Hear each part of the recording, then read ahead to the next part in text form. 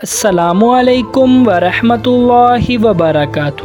جلد کی حفاظت اور چکنی جلد دونوں کی حفاظت لازمی ہے، اس میں تھوڑی سی محنت درکار ہے، اس لیے آپ کو پریشان ہونے کی ضرورت نہیں۔ صبح بیدار ہوتے ہی ٹیشو پیپر کے ذریعے اپنی جلد کی مکمل صفائی کریں۔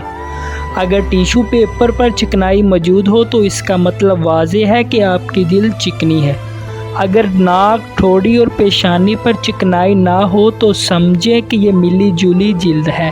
نارمل اور چکنی جلد کی حفاظت کے لیے بادام کے تیل میں 2 قطرے لیموں نچوڑ کر جلد پر لگائیں، اس سے جلد پر خون کا دورہ شروع ہو جائے گا۔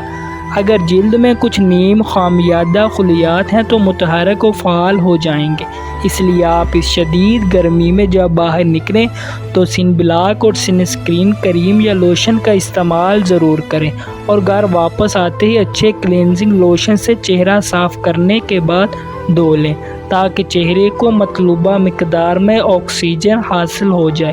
1 چمچ شہد، آدھا چمچ لیموں کا رس ملا کر چہرے پر لگائیں۔ 15 یا 20 منٹ کے بعد چہرے کو منرل واٹر یا ابلے ہوئے پانی سے دھو لیں۔